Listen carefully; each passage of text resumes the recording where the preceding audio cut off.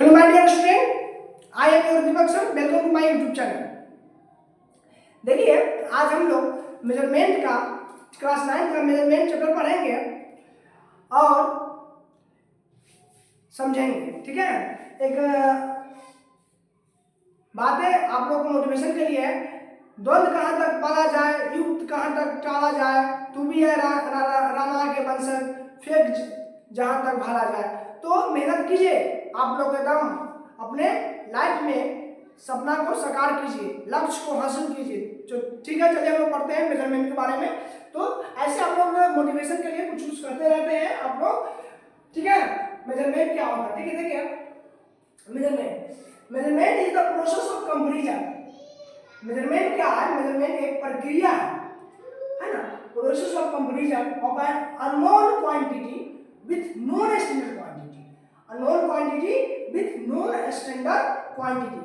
समझे क्या है? कंपैरिजन एक तुलना करते हैं किसी भी अननोन क्वांटिटी के एक नोन क्वांटिटी से। ठीक है, जैसे मान लीजिए एक व्हाइट बोर्ड है, यहाँ पर एक व्हाइट बोर्ड हमने लिए है। सपोज दैट मेरे पास एक पेन है, हम पेन को ही मान लीजिए स्टैंडर्ड क्वांटिटी। ठीक है, तो हम लोग इस बोर्ड को पेन से मापेंगे, ऐसे है ना, चाहे ऐसे ही आपका जो हम लोग पढ़ा रहे हैं उस बोर्ड को अगर मापते हैं पेन से, तो मान लेते हैं कि 22 या जितना 4 5 जो भी इसका लंबाई होता है, इसे 1 फिर जाएगा 2 3 है ना, इस तरह से 4 5 जितना भी हो, तो मान लीजिए इसका लंबाई जो है 22 पेन हुआ है ना, 22 पेन है। हम आप एक बोर्ड की लंबाई की बात कर रहे हैं, तो इसका बोर्ड की जो लंबाई है वह 22 पेन हुआ। ठीक है, 22 पेन हुआ। तो देखिए हम कहें सर 22 जो है वह क्या हो गया, वह एक न्यूमेरिकल वैल्यू, है ना, न्यूमेरिकल वैल्यू। और पेन जो हो गया, हम पेन के एक कांस्टेंट क्वांटिटी है जो नॉन क्वांटिटी है, जिससे हम बोर्ड की लंबाई मापे हैं, इसको हम लोग कह सकते हैं यूनिट कह सकते हैं। ठीक है, तो हम लोग किसी भी फिजिकल क्वांटिटी को मेजरमेंट करने के लिए दो चीजों की जरूरत होती है, एक होता है न्यूमेरिकल वैल्यू, दूसरा होता है यूनिट, है ना।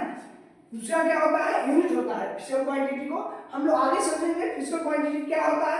अभी हम लोग बस मेजरमेंट के बारे में पढ़ रहे हैं। मेजरमेंट क्या होता है? मेजरमेंट एक प्रक्रिया है जिसमें हम अननोन क्वांटिटी को किसी नोन क्वांटिटी के तुलना में क्या करते हैं, मापते हैं, है ना, मेजरमेंट करते हैं। यही तो मेजरमेंट है। ठीक है, यूनिट क्या है? यूनिट जानते हैं, स्टैंडर्ड क्वांटिटी होता है, एक स्टैंडर्ड क्वांटिटी होता है ना, कांस्टेंट क्वांटिटी होता है, यूज फॉर कंपैरिजन, है ना, कंपैरिजन के लिए यूज करते हैं, उसको हम लोग बोलते हैं यूनिट बोलते हैं। ठीक है, तो यूनिट, देखिए यूनिट की बहुत सारा कहानी है। यूनिट तो अभी हम एक समझाने के लिए एक पेन को मान लेंगे, लेकिन ये पेन भी हम लोग मान ले रहे हैं, पेन एक स्टैंडर्ड यूनिट है, मान लिए, लेकिन स्टैंडर्ड यूनिट होने के लिए भी बहुत सारा नियम कानून को फॉलो करना पड़ता है, तब जाके हम किसी भी चीज को स्टैंडर्ड यूनिट मानते हैं। जैसे मीटर को हम बोलते हैं कि 1 मीटर में इतना लंबाई होगा, तो ये 1 मीटर में इतना ही लंबाई क्यों होगा? क्योंकि उसका एक नियम कानून है, स्टैंडर्ड इंटरनेशनल जो सिस्टम ऑफ यूनिट है, उसके द्वारा सारी जो नियम कानून को जो फॉलो करता होगा और उसके अनुसार जो है मतलब बनाया गया हुआ है कि 1 मीटर में इतना ही होगा, तो उसका अलग कैटेगरी को समझने के लिए हम लोग मान लिए हैं कि एक पेन जो है आपका स्टैंडर्ड यूनिट है। स्टैंडर्ड चीज कोई भी है जिसको हम यूनिट कर सकते हैं, तो हम उसको कंपैरिजन के लिए ले सकते हैं। ठीक है, तो चलिए इससे आगे की कहानी हम लोग पढ़ेंगे फिजिकल क्वांटिटी के बारे में।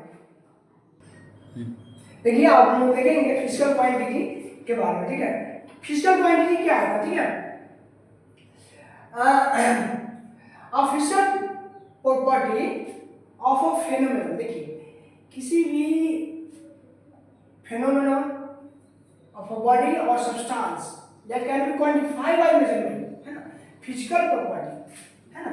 फिजिकल प्रॉपर्टी आप लोग जानते हैं, फिजिकल प्रॉपर्टी क्या होता है किसी वस्तु का, है ना, लंबाई चौड़ाई, है ना, रंग रूप साइज आकार, तो बोला फिजिकल प्रॉपर्टी की बात हो रहा है।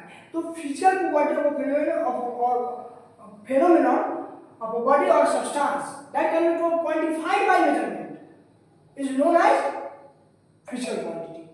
तो फिजिकल किसी भी वस्तु या घटना की फिजिकल प्रॉपर्टी को जब हम क्वांटिफाई करते हैं, जब हम उसको मेजर करते हैं, तो हम कहते हैं कि उस वस्तु को, उस चीज को हम बोलते हैं फिजिकल क्वांटिटी बोलते हैं, ठीक है। जैसे किसी वस्तु का फिजिकल क्वांटिटी क्या हुआ, लेंथ, ब्रेथ, है ना, रंग रूप। तो देखिए लेंथ ब्रेथ जो होता है फिजिक्स में, यहाँ पर रंग रूप जो है कि नहीं होगा, यहाँ पर लेंथ ब्रेथ जो है फिजिक्स, यहाँ पर फिजिकल क्वांटिटी आ जाएगा, ठीक है। देखिए हम कह सकते हैं the quantity that can be measured, the quantity that can be measured is called physical quantity. जो क्वांटिटी जिसको माप सकते हैं, तो सर आपका दिमाग में ये भी बात आता है कौन ऐसा क्वांटिटी है जिसको हम लोग माप नहीं सकते हैं, तो माप नहीं सकते हैं उसका क्वांटिटी से लॉग, पेन, दर्द। अरे दर्द हो रहा है, कितना दर्द हो रहा है उसको माप सकते हैं, नहीं माप सकते हैं। मैं अपने देश से बहुत प्रेम करता हूँ, तो कितना प्रेम करता हूँ ये माप नहीं सकते, कोई व्यक्ति कितना प्रेम करता है, ये सब फिजिकल क्वांटिटी नहीं। फिजिकल क्वांटिटी उसको बोलते हैं दैट कैन बी मेजर्ड, जिसको हम लोग माप सकते हैं। जैसे मैं एग्जांपल में हो गया आपका लेंथ, एरिया, मास, वॉल्यूम, डिस्टेंस, है ना, ये सब डिस्प्लेसमेंट, स्पीड, वेलोसिटी, ये सब आपका फिजिकल क्वांटिटी हो गया। फिजिकल क्वांटिटी को हम लोग दो चीज से मेजरमेंट करते हैं, तो उसको दिखाते कैसे, एक होता है न्यूमेरिकल वैल्यू और दूसरा उसका यूनिट। किसी भी फिजिकल क्वांटिटी को दो चीज से मापते हैं, एक होता है मेजरमेंट, सॉरी यूनिट, और दूसरा उसका न्यूमेरिकल वैल्यू, ठीक है। तो आगे हम लोग देखते हैं, देखिए कुछ बातें फिजिकल क्वांटिटी के बारे में और जानेंगे, ठीक है। The unit in which quantity is measured, उसको हम लोग जिसमें मेजर क्वांटिटी को मेजर करते हैं तो वह यूनिट होता है। Numerical value which expressed how many times a standard quantity or unit is contained in contained in given physical quantity, है ना। उस given physical quantity का, है ना, स्टैंडर्ड क्वांटिटी का कितना टाइम्स जो है कि वो कंटेन है। जैसे हम बोलते हैं 20 मीटर, है ना, तो 1 मीटर, एक मीटर का क्या है स्टैंडर्ड यूनिट है लेंथ का, तो बोलेंगे मीटर का 20 टाइम मल्टीपल होता है ना, 20 एंड हाउ मेनी टाइम्स, मतलब 20 मीटर्स, 20 क्या हो गया न्यूमेरिकल वैल्यू, तो how many times contain, and m क्या हो गया यूनिट हो गया, जो मीटर बोलते हैं, ठीक है। तो ये न्यूमेरिकल वैल्यू हो गया। देखिए पहले के जमाना में होता क्या था कि लोग, ये कोई स्टैंडर्ड यूनिट डिफाइंड नहीं था, तो हम लोग क्यों हैंड स्पैन, वन विद्या से आए बोलते हैं, हैंड स्पैन बोलते हैं, तो हैंड स्पैन से लोग को माप के किसी भी सामान को लंबाई चौड़ाई मापा जाता था, ठीक है। और क्यूबिट है ना, क्यूबिट से मापा जाता था ऐसे। तो ये दिक्कत होती थी कि कहीं पे मान लीजिए यहाँ पे हम लोग नाप के, ये पर्सन टू पर्सन अलग नहीं होता है ना, हैंड स्पैन किसी का छोटा किसी का बड़ा, तो ये स्टैंडर्ड मतलब ये दिक्कत होती है, कभी कम कभी बेसी, कभी ज़्यादा कभी कम हो जाता था। इसीलिए स्टैंडर्ड यूनिट डिफाइन किया गया, और उसका क्या किसी भी स्टैंडर्ड यूनिट होने के लिए भी किसी यूनिट का क्या क्राइटेरिया, क्या नियम कानून फॉलो करना पड़ेगा। ये क्या होना चाहिए, it should be well defined होना चाहिए, मतलब वेल डिफाइंड होना चाहिए, है ना। It should B convenient in size में जो सुविधाजनक होना चाहिए।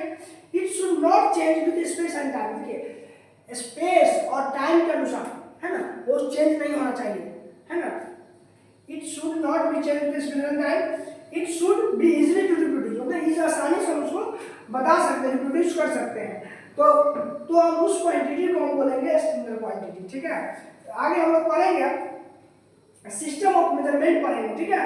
सिस्टम ऑफ मेजरमेंट में पढ़ेंगे एपीएस, एमकेएस और सीजीएस पद्धति के बारे में पढ़ेंगे, ठीक है। तो आज के लिए हम लोग इतना ही पर रखते हैं।